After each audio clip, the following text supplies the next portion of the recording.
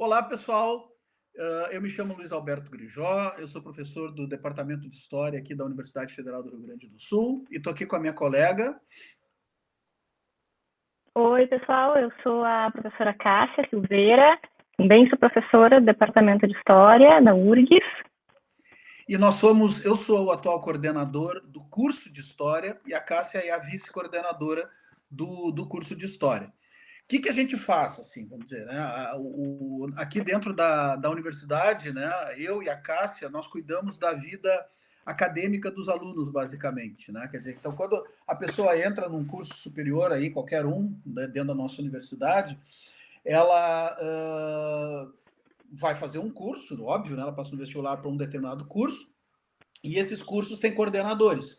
E os coordenadores, eles são responsáveis justamente para cuidar da vida acadêmica das pessoas, desde que elas entram, quando elas são calouras, que elas vão ser recebidas pela gente, enfim, vão fazer suas matrículas, escolher suas cadeiras, né? Depois a gente fala um pouquinho sobre como é que isso funciona, até o final da vida acadêmica da pessoa, que é quando ela vai sair, e esperamos que sair com o diploma, né? Porque tem gente que desiste, enfim, isso é normal, isso também acontece, né?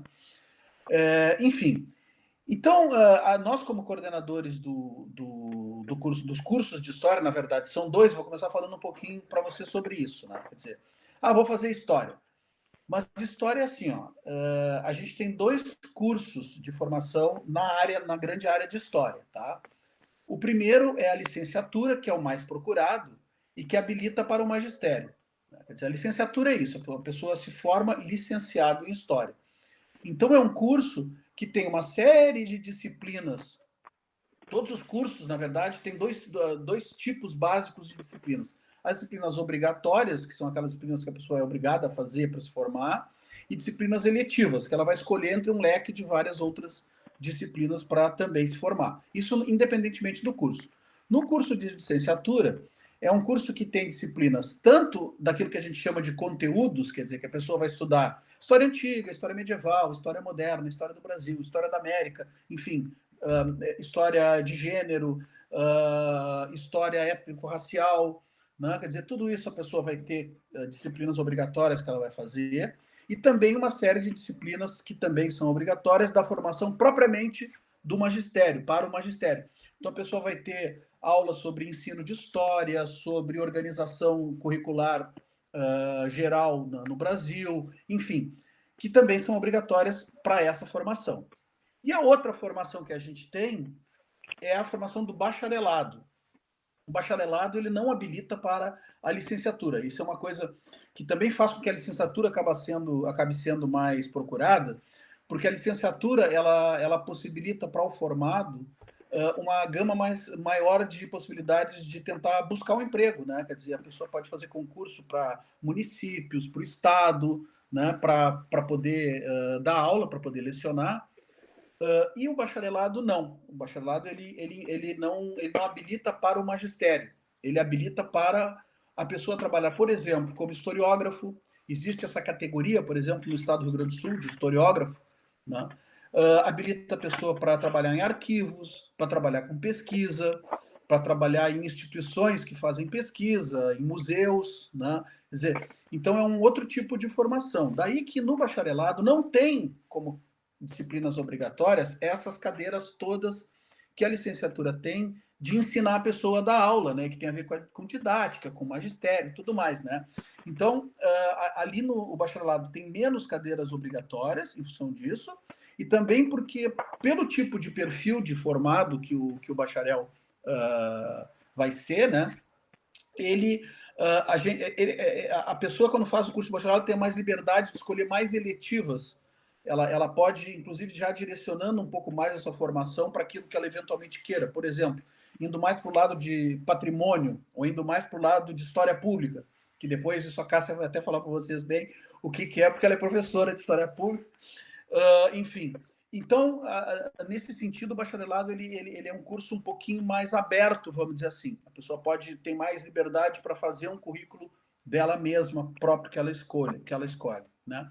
E a licenciatura ela é mais amarrado, porque ela está mais voltada para a questão da habilitação para o magistério, né? Para a pessoa ser professora. Né? Cássia, não sei se tu tem alguma coisa. Não, eu só quero assim enfatizar, Grijó, que todo historiador formado, né, seja ele licenciado, ou seja formado no bacharelado, ele vai poder trabalhar em arquivos, em centros de memórias, em museus, né, ele vai poder trabalhar com consultoria histórica, né, ou em outros espaços que se requisite, né, os serviços de história, porque isso está regulamentado dessa forma, né, então a gente pode, nós, historiadores, seja qual for a ênfase que nós escolhermos, que nós tivermos, a gente pode fazer esses tipos de serviços, né, nesses outros espaços para além da sala de aula. A diferença essencial é realmente que o licenciado ele vai ter essa habilitação para o magistério que a pessoa que é bacharel ela não tem, né? E eu acho que também talvez seja importante a gente comentar um pouco o que faz o historiador também, né? O que Cássia, só nós... uma coisa que eu acho que tu tocou ali que seria legal a gente enfatizar, que o ano passado saiu a lei de regulamentação da profissão de historiador, né? Exato. Eu não sei se tu ia Uhum. falar nisso, mas enfim, é uma coisa importante, porque agora nós somos profissão regulamentada. Quer dizer, então aquilo que a Cássia falou ali, da pessoa trabalhar com história em museu, na licenciatura, ou seja, dando aula, em vários outros tipos de atividades, consultorias, etc., ela tem que ser formada em história agora. Antes não havia essa obrigação. Então, isso é importante. É uma lei que foi sancionada ano passado, ela tramitou durante anos no Congresso, e o ano passado ela finalmente foi aprovada, né? A despeito do veto do atual presidente da República, que está aí, o Congresso, felizmente, derrubou o veto desse cidadão que está nos governando, e com isso a gente, felizmente, teve a nossa profissão regulamentada. E isso abre, teoricamente, para várias outras possibilidades também, onde se possa ter um historiador, né? Então, pode fazer documentários que tenham a ver com a apropriação do passado, né? Jornais, editoras, revistas, né? Então, é uma gama bem ampla de possibilidades que se tem a partir dessa regulamentação. A gente vai ter que acompanhar agora para ver como é que isso vai se dar na prática, né? Mas, como eu dizia, acho que é importante a gente falar um pouco do que nós fazemos, nós historiadores, né? E um pouco que experiência se tem dentro de um curso de História, né? Dentro do curso de História da URGS, né? Seja como licenciando ou como bacharelando, como é que experiência que a pessoa tem para se formar em uma dessas duas habilitações, né? Então, a gente, eu acho que pode comentar um pouco sobre o papel do historiador, né, para reflexão das comunidades a respeito das suas próprias histórias. Isso é uma coisa que a história pública tem pensado muito agora, né, a história pública é esse movimento de historiadores no sentido de tentar ampliar os públicos da história, de tentar fazer com que a história alcance audiências mais amplas, chegue, né, e parta e ao mesmo tempo chegue de comunidades, né, da sociedade, dentro da sociedade, grupos, movimentos sociais, né, e pensar essa relação entre o passado, o presente e também o futuro, qual o futuro que nós queremos, né.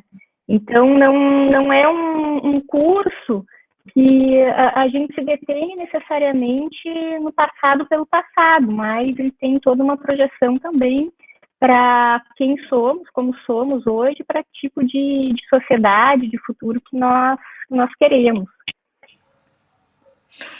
Isso que a Cássia está falando, eu acho que é uma coisa bem, bem importante da gente salientar, assim, isso que hoje tem sido chamado de história pública, né? Quer dizer, que é como a Cássia falou, é um novo movimento que as pessoas estão se organizando, né, para tentar, vamos dizer assim, até para o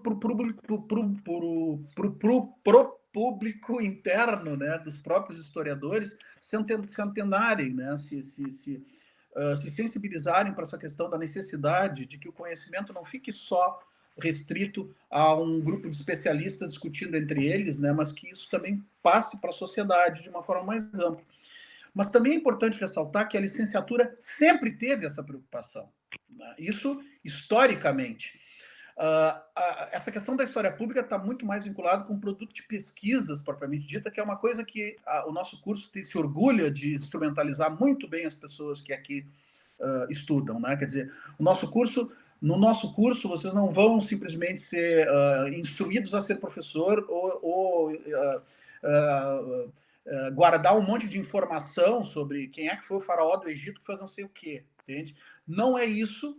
Também, em parte, é isso, porque a história também é isso, também essa informação básica, evidentemente, a gente tem que ter, mas, fundamentalmente, uma iniciação à busca de como é que esse conhecimento da história ele é produzido, né? E esse conhecimento é produzido a partir de fontes, a partir de pesquisa. Então, mesmo que a nossa formação para o licenciado, para a licenciatura, também comporta a questão das pesquisas. E pesquisas que, inclusive, muitas vezes são feitas como um olhar de historiador, por exemplo, para o ensino, né? Quer dizer, já aplicado também o ensino. E o próprio ensino, né? A formação do ensino, que é uma questão já que, por natureza da formação, quer dizer, vai colocar o profissional em contato direto com as comunidades específicas nas quais ele vai trabalhar. Seja num colégio de elite lá no Moinhos de Vento, seja num colégio de pessoas com bastante carência econômica e social numa região menos favorecida da cidade, né? Quer dizer, então, isso também está sempre muito importante naquilo que a gente coloca aqui na nossa formação, é uma ênfase que a gente dá, né? Que nós, inclusive, achamos que isso é uma responsabilidade nossa, né, social, geral, da instituição universidade, de uma forma mais ampla, e do nosso curso especificamente, né? E aí, pensando nisso, né, que o Grijó comentou agora, né, o que nós fazemos no curso de História, né? Então, a gente tem essas experiências, né, ao mesmo tempo de ensino, né, ou seja, o aluno da licenciatura, ele vai ter experiências, né, iniciais com estágios de ensino de História, né? Então, ele já vai entrar em sala de aula, né? Ele já vai ter suas primeiras experiências, ele já vai fazer seus planos de ensino, ele já vai atuar como professor nas suas disciplinas de estágio, né? Ele pode, se ele quiser, nas duas ênfases também, participar dos projetos de pesquisa dos professores, né? Cada professor tem seus projetos de pesquisa, né? Os projetos de extensão também, que daí já é são projetos mais voltados assim para divulgação científica, né? Ou então para contato mais próximo também com as comunidades, com diferentes grupos dentro da sociedade, né? E aí os estudantes eles podem também se envolver, se desejarem, né, nesses projetos de pesquisa e já ir aprendendo os espaços de trabalho, os métodos, as técnicas que os historiadores utilizam para fazer as suas pesquisas, né? Quais são os arquivos que existem, tipo de documentação que cada um desses acervos guarda, né? E também tem contato com o tipo com as questões éticas do nosso trabalho, né? E que fundamentam também aquilo que nós produzimos e que diferencia muitas vezes aquilo que os historiadores produzem do que outros indivíduos que eventualmente vão fazer publicações, etc., que sejam relacionadas também com o passado, mas é que nós precisamos ter um tipo de compromisso ético com a forma como nós trabalhamos com a documentação, com aquilo que nós podemos afirmar sobre as coisas que os objetos que nós trabalhamos, né? E essa responsabilidade também os estudantes aprendem já desde a graduação, quando eles começam a se envolver com os projetos de pesquisa. Uhum. E uma coisa importante também para a gente salientar é o seguinte, a Cássia falou ali da questão das pesquisas que os professores fazem e da possibilidade que os alunos, isso realmente é uma possibilidade para quem... É aquilo, né, gente? Isso também é uma outra coisa importante. Quando tu sai do ensino médio e tu entra numa universidade, eu costumo dizer assim que uma das coisas mais importantes que a gente sente nessa transição aí, e não importa qual curso, importa um pouco qual instituição universitária, mas nós estamos falando aqui de uma universidade pública, gratuita, de extrema qualidade. A URGS é uma das melhores universidades federais do país, se não a melhor, e uma das melhores universidades ranqueadas brasileiras em rankings internacionais, né? Quer dizer, então aqui nós temos uma instituição que ela tem um peso importante porque ela é e busca essa qualidade, né? Isso é uma coisa que a gente, evidentemente, faz questão de atuar nesse sentido. Mas eu costumo dizer que essa transição aí do ensino médio para a entrada na universidade é um choque de autonomia, tá? Quer dizer, tu entra na universidade, tu não vai ter mais pessoas te levando na mãozinha, o SOI, etc. e tal. A pessoa tem que se virar, né? E essa coisa do se virar também vai muito do cavar as oportunidades que existem dentro da universidade e que a pessoa tem que um pouco ir atrás. Então, isso já desde o início, conversando com os colegas, conversando com os professores, procurando a comissão de graduação, no caso atual, eu e a Cássia, tem também a Fernanda, que é outra colega, e mais a Melina, que também são da comissão de graduação, mas a gente tem um mandato de 2 anos, quer dizer, depois isso vai mudar, vão ser outros colegas, mas, enfim, conversar com os professores, enfim, as oportunidades, elas existem para fazer pesquisa, existem para fazer extensão, nos projetos de extensão. A universidade, desde a Constituição de 88, a Constituição de 88 deu autonomia às universidades públicas. Então, nós somos autônomos. Não significa que nós sejamos independentes, nós somos autônomos. A nossa gestão é feita por nós mesmos, né? Os professores, praticamente, e os servidores e os técnicos da universidade é que gerenciam a universidade, né? Nós temos uma dotação orçamentária e, a partir daí, a universidade, então, se vira ali dentro. E aí a gente tem ofertas de bolsas de iniciação científica, bolsas de extensão, projetos EAD, enfim. E a universidade ela tem uma obrigação de atuar em 3 áreas, que é o ensino, a pesquisa e a extensão, né? E, por definição estatutária, essas áreas elas seriam num grau similar de importância dentro da atuação universitária, né? E cada professor, mal ou bem, atua nessas 3 áreas. Alguns um pouco mais na pesquisa, outros um pouco mais no ensino, outros um pouco mais na extensão. Eu duvido, eu não conheço ninguém dos meus colegas que que tem o seu tempo assim, 33,3% que ele usa para pesquisa, para extensão. Não, isso não tem. Mas essas oportunidades existem dentro dessa diversidade, né?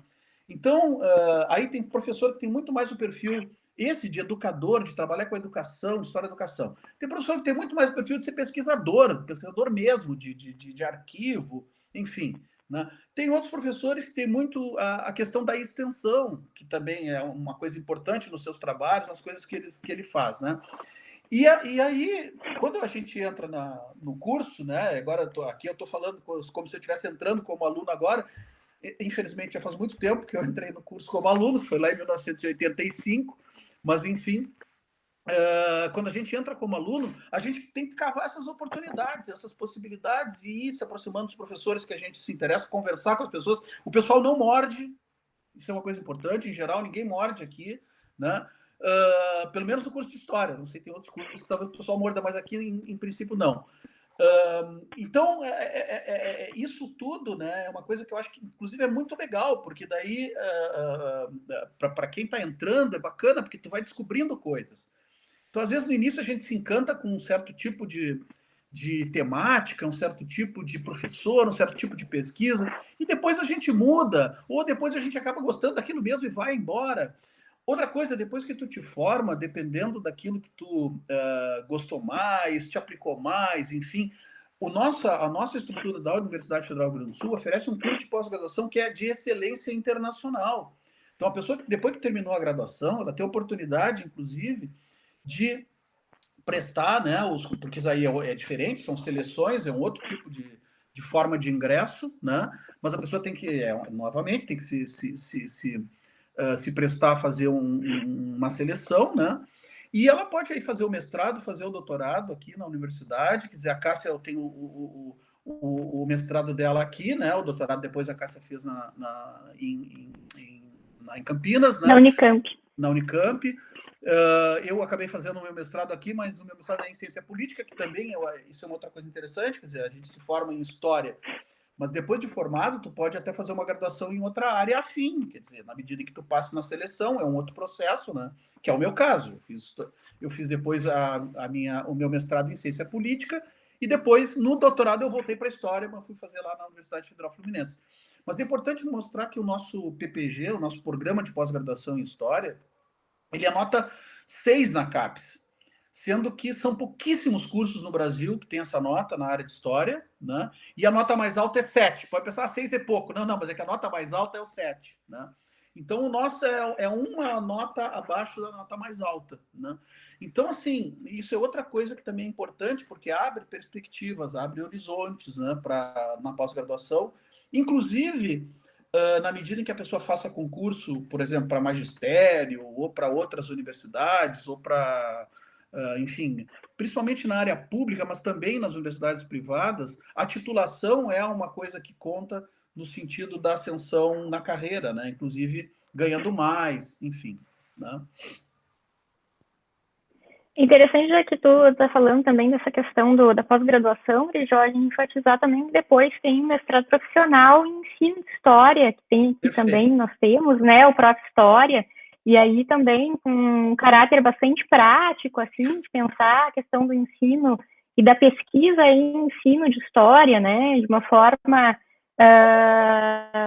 bastante integrada com as práticas das professoras que já trabalham, né, como professores e professoras de história na educação básica. Não, e é importante essa coisa do Prof. História, que o Prof. História, diferentemente do programa de pós-graduação em História, o Prof. História, ele é um cara, o caráter dele é em rede nacional, quer dizer, ele não é um programa da URGS, ele é um programa do qual a URGS participa, do qual nós participamos, né? E ele é nacional, então ele tem são várias universidades, agora já não sei mais quantas, no início eram 20 e poucas, agora já deve ser muito mais, que tem esse programa de pós-graduação, né, que visa justamente isso que a Cássia falou, quer dizer, que é uma oportunidade até para profissionais que já atuam há bom tempo. O nosso perfil inicial dos alunos era de gente que já estava dando aula há muito tempo já na rede, tanto privada quanto pública de ensino, né, e que foi fazer o seu mestrado profissional aqui com a gente, né, nessa perspectiva de que a Cássia apontou aí. Né? Então, isso também é uma coisa importante, é uma outra oportunidade que a gente tem aqui. Né?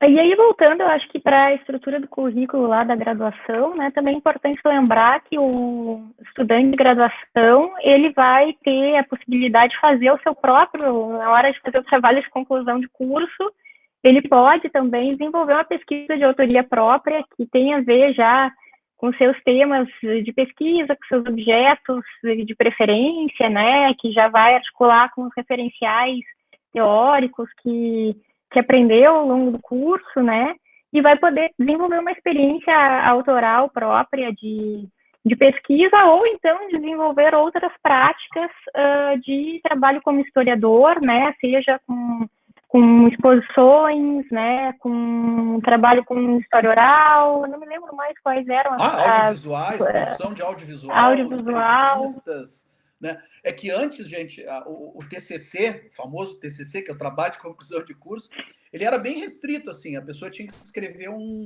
a gente chama aqui de monografia, quer dizer, é um texto corrido trabalhando com algum assunto.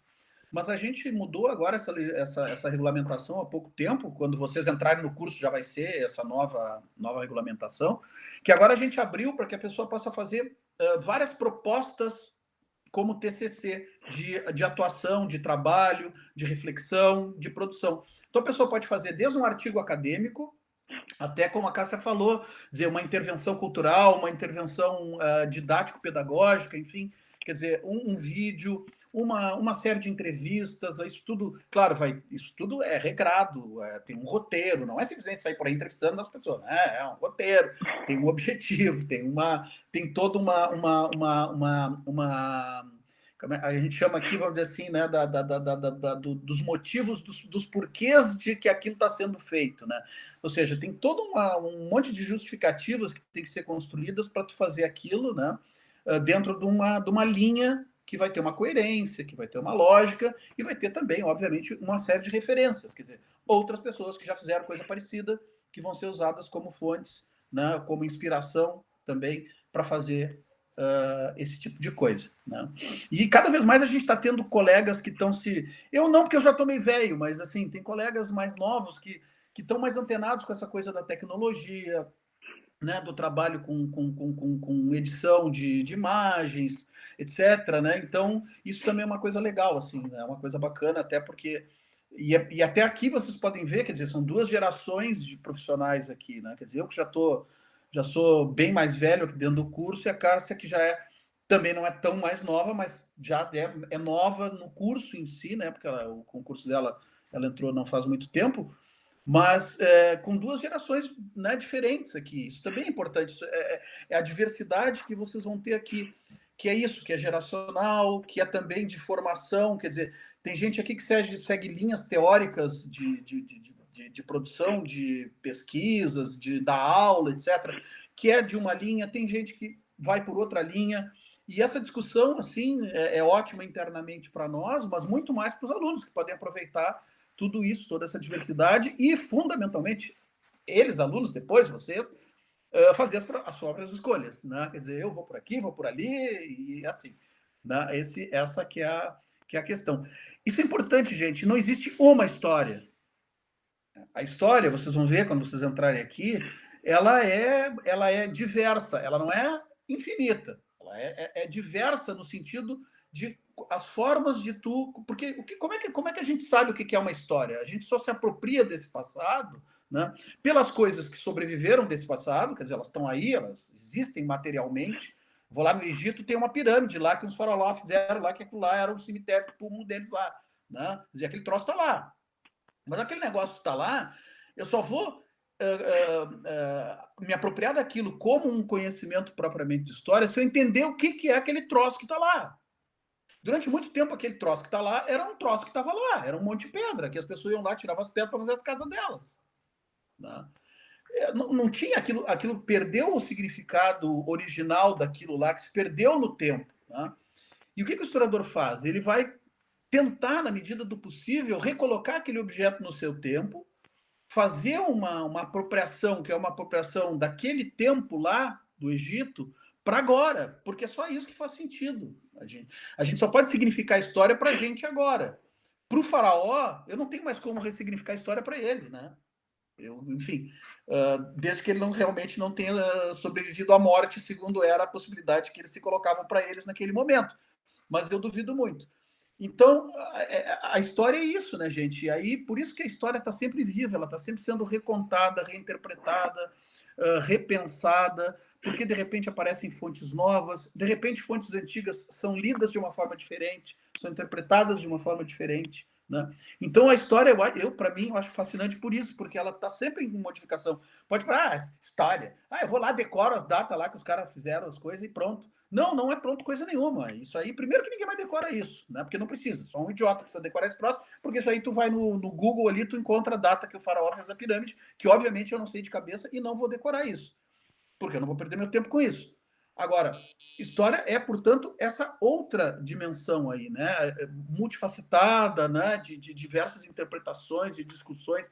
Então, isso eu acho bacana, né? Porque é uma coisa legal, assim, não é uma coisa morta, não é uma coisa estagnada, uma coisa que é uma ideia que às vezes as pessoas têm da história, né? Eu vou lá, decoro aquelas coisas todas, aí eu sei história. Não, não sabe. Tu decorou um monte de coisa, não sei para quê, porque isso aí tu acha no Google.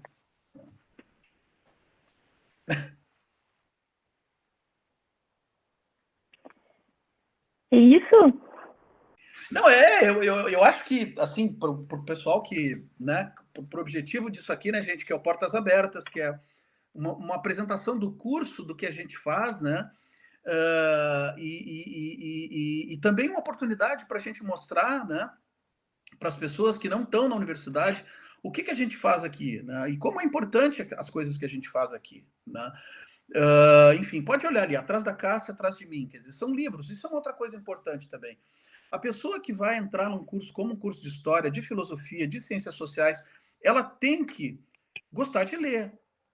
Quer dizer, a leitura tem que ser uma coisa prazerosa para ela, né? Ou pelo menos alguma coisa que ela. Porque isso faz parte da nossa profissão. Né? É mais ou menos como o cara que for fazer engenharia e não gosta de matemática. Quer dizer, fica complicado. Né? Quer dizer, então, a questão da leitura, né, da disponibilidade da pessoa para ler, ou da abertura para a leitura, né? E isso não só leitura técnica, a própria leitura literária mesmo é uma coisa importante na nossa formação, né? Porque ler literatura também é, em grande parte, uma forma da gente aprimorar nossa própria escrita, organizar nosso pensamento e a nossa e a própria escrita, né? Que é a forma ainda clássica e mais importante de expressão do historiador e da história. Ainda é. Tem outras formas importantes, elas estão aí se consolidando, estão aparecendo e tal, mas a escrita ainda é uma forma fundamental e importante, né? E aí uma coisa assim, um conselho às vezes que eu dava para alguns alunos que entravam no primeiro semestre, me perguntar, professor, eu não estou conseguindo, eu estudo, eu leio, mas eu não consigo escrever direito, lê literatura, lê Machado de Assis, lê ou outra coisa qualquer que tu goste, né? Porque são formas da gente poder qualificar a nossa expressão escrita, que é uma coisa importante, né? A gente até tem uma disciplina inicial de curso que chama Oficina de Produção de Textos História, de Escrita da História, né? Que é uma disciplina que é legal, que é bacana, que é importante, mas ela, obviamente, o limite dela é o limite técnico dela mesma, né? A pessoa, para ir além daquilo que está ali, ela vai ter que buscar por si, né? Quer dizer, então não adianta só alguém ir lá dar uma aula para mim e dizer, para tu escrever história, tu tem que escrever assim, assado e não sei o quê. Tá, bacana, legal, isso é importante, mas tu também tem que te apropriar da escrita como uma forma de expressão importante, né? Isso eu acho que é uma coisa que é legal, assim, a gente... Quer dizer, quem gosta de ler já tem um... Certamente já vai... Alguma coisa, eu acho que no início já vai gostar daquilo que a gente faz e daquilo que o curso oferece, né? Eu me lembro no primeiro semestre, quando eu estava no primeiro semestre, eu tive aula com o Anderson, e ele falou exatamente que nós passaríamos, a partir daquele momento que a gente ingressou no curso de História, muitas horas por dia sentados lendo. E é verdade, eu fiquei assim, nossa, que maravilha, então esse é o lugar onde eu quero ficar, né? Justamente. Isso. O meu objetivo era passar muitas horas sentada lendo. E por isso que a Cássia se deu bem como excelente profissional que ela é hoje. Quer dizer, porque é a coisa do... Né, quando aqueles gostos que a gente tem, que às vezes são meio difusos, né? Porque quando a gente está no segundo grau... Para vocês terem uma ideia, eu não gostava de matemática, não gostava de física, mas quando eu entrei na universidade, eu entrei em engenharia. Qual foi o resultado? Obviamente que eu desisti daquele curso, porque não tinha o menor sentido eu estar ali, né? Enquanto que era uma pessoa que gostava mais de ler, gostava de escrever, principalmente, né? E aí eu troquei de curso da engenharia para história e me dei super bem, né? Quer dizer, bom, na medida do possível, pelo menos eu acho, né? Pelo menos para mim eu estou feliz fazendo isso, né? Quer dizer, então são coisas assim que a gente, né, é bom a gente sempre levar em conta. E outra coisa que eu acho legal também colocar é o seguinte: o nosso curso, além da formação propriamente profissional, técnica, que ele obviamente dá, que ele instrumentaliza, que te possibilita depois fazer pós-graduação, ou não, ou atuar como profissional já, não importa. Não é para toda a pós-graduação, não, ninguém é obrigado a fazer pós-graduação, enfim, né? Mas juntamente com isso, e juntamente também com essa discussão ética da profissão, que a Cássia falou, que é importante, tem também uma outra coisa que eu acho que também é importante, que é um ganho ético geral, existencial para as pessoas, tá? Para a gente, como pessoa mesmo. Né? Eu acho que é um curso que possibilita isso. Eu acho que o conhecimento da história, né? E os diálogos que a história faz com a sociologia, com a antropologia, com a filosofia e com outras áreas, são fundamentais para a gente, inclusive, perceber, né, o nosso lugar mesmo individual e coletivo, nosso, dos lugares de onde a gente vem, da nossa família, dos nossos grupos sociais, né? Quer dizer, qual é o nosso lugar no mundo? Né? Quer dizer, por que nos puseram nesse lugar? Por que nós estamos nesse lugar? Como é que a gente pode fazer, dependendo da situação, né, para mudar uma série de injustiças, uma série de questões que fazem com que as pessoas não tenham acesso a coisas que outras têm, né? Seja lá por que motivo for, porque é mulher, porque a pessoa não é branca, porque a pessoa não é homem, porque a pessoa... Enfim, quer dizer, por que tem que haver isso? Né? Isso não existe na natureza. Né? Primeiro que não existe uma natureza humana propriamente dita que diga que as coisas têm que ser assim. Né? Quer dizer, o que existe é toda uma história por trás disso, né, que fez com que as coisas hoje fossem assim. Que algumas pessoas pudessem mais do que outras, né, por coisas que não têm, por exemplo, muitas vezes nada a ver com gostar, ou com ser habilidoso, ou com ter aptidão, ou não, é simplesmente porque ele é mais rico ou porque o outro é menos rico, né? Ou porque a pessoa tem um papaizinho que faz não sei o que, não sei aonde, e a outra não tem. Né? Quer dizer, então, essas coisas aí são produto da história. E isso a gente, na nossa reflexão como historiadores, a gente aprende também a pensar isso, não só nas nossas pesquisas, mas também na vida da gente. Né? Então, essas reflexões éticas, que também são aplicadas à política e à vida da gente, eu acho que também são importantes, são coisas que o nosso curso também permite a gente a pensar. Né? Quer dizer, a não ter mais uma adesão boba com relação ao mundo. Quer dizer, ai, que bom, é tudo assim, que bacana. Então agora eu vou ver televisão e vou me inspirar naqueles idiotas falando um monte de besteira, e isso é a vida. Esse tipo de reflexão, esse tipo de coisa, eu acho que também é um ganho importante que o curso dá, independentemente da questão profissional. Né? Quer dizer, eu pelo menos tive esse ganho, né? E eu acho que para mim foi fundamental. Eu não consigo mais me pensar sem isso. Enfim.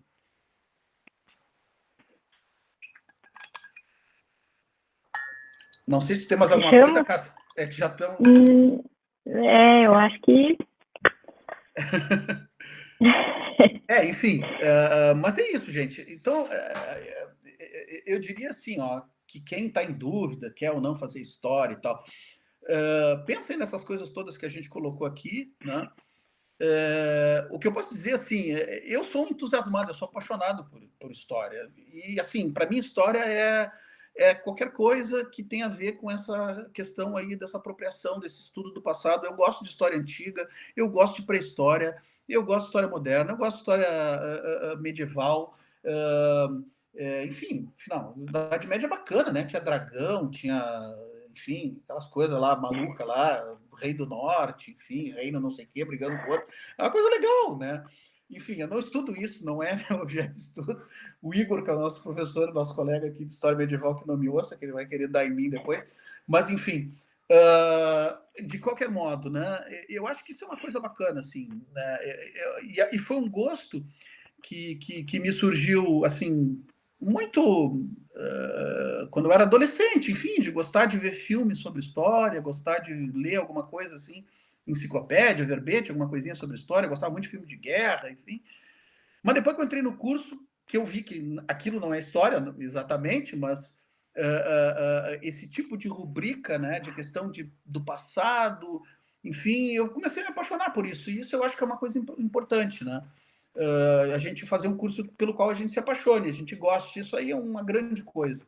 Né? As perspectivas de remuneração, elas estão difíceis, elas são. Sim, elas estão, eu não vou dourar a pílula, a coisa não está realmente fácil, né? Mas eu acho que não está fácil para várias áreas. Né? Quer dizer, cansei de pegar motorista de Uber dizendo que era engenheiro formado e que perdeu o emprego e que estava dirigindo o Uber. Né? Bom, não estou dizendo, é um trabalho digno como qualquer outro, mas ele certamente estava com alguma frustração na medida que ele não estava podendo trabalhar naquilo para o qual ele estudou e se formou. Né? Então, essas frustrações hoje, elas não são só em áreas pontuais, elas são gerais. Né? E isso também é uma coisa que a gente pode, com a história, refletir do porquê que está assim. E o que tentar fazer, o que fazer para mudar isso. Né? Isso é importante. Né? Quer dizer, e uma reflexão mais ampla do que até alguns dessas pessoas, umas respostas mais amplas do que algumas dessas pessoas que muitas vezes se veem em situações difíceis dão. Né? Quer dizer, que é se refugiar numa figura de um líder que propõe aí, que vai melhorar tudo, acabando com não sei o quê e prometendo mundos e fundos que a gente sabe que é impossível. Né? Mas, enfim. Então, acho que isso. Nos despedimos, então, eu e o Grijó. Esperamos que vocês estejam bem, continuem bem e sigam se cuidando, porque a pandemia ainda vai persistir por algum tempo, né? Então, é isso, Grijó? É isso. A gente espera que vocês estejam com a gente aqui o ano que vem, ou depois, ou enfim. Esperamos isso também. Que cheguem aqui no nosso curso. Vai ser um prazer, uma honra ter vocês aqui com a gente. Obrigado, pessoal. Vai ser mesmo. Até mais. Tchau. Tchau.